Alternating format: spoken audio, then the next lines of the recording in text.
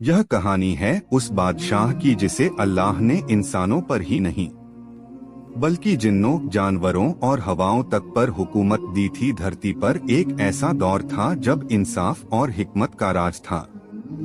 यह दौर था हजरत सुलेमान अलैहिस्सलाम का। हजरत सुलेमान अलैहिस्सलाम नबी दाऊद अलैहिस्सलाम के बेटे, अल्लाह के चुने हुए नबी और बादशाह। अल्लाह ने उन्हें वो ताकत दी जो किसी और को नहीं मिली। जानवरों की जुबान समझने की ताकत, जिन्नों को हुक्म देने की कुदरत, हवाओं को अपने काबू में करने का करिश्मा।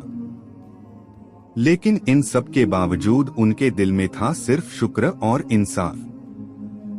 एक दिन हजरत सुलेमान अलैहिस्सलाम सोचा, अल्लाह ने मुझे इतना कुछ दिया है, क्या मेरी नेमतें सारी मखलूकात के लिए काफी हैं? उन्होंने एक ऐसी दावत देने का फैसला किया जो दुनिया ने पहले कभी नहीं देखी थी। हुक्म दिया गया, इंसान आए, जिन्न आए, परिंदे आए, जमीन और पानी की मखलूक भी आए। यह दावत सिर्फ शाही नहीं बल्कि रब की ताकत दिखाने वाली थी। जमीन पर खाने के पहाड़ लगा दिए गए, नदियों से मीठा पानी बहाया गया, हर तरह का खाना जितना चाहो उतना, चारों तरफ सुकून और इंतजाम था। हजरत सुलेमान अलैहिस्सलाम ने कहा, आज हर मखलूक खाएगी और देखेंगे कि अल्लाह की नेमतों की कोई हद है या नहीं। तभी समंदर की लहरें हिलने लगीं। एक बेहद विशाल मछली पानी से बाहर आई।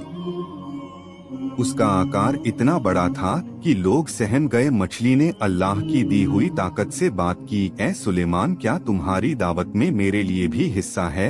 हजरत सुलेमान अलैहिस्सलाम ने फरमाया, हाँ, अल्लाह की नेमत सबके लिए है। मछली को खाना दिया गया, लेकिन वह खाती ही गई। एक पहाड़ जितना खाना, फिर दूसरा, फिर तीसरा, पूरा इंतजाम खत्म हो गया। और फिर मछली ने कहा, ए अल्लाह के नबी, मेरी भूख तो अभी भी पूरी नहीं हुई।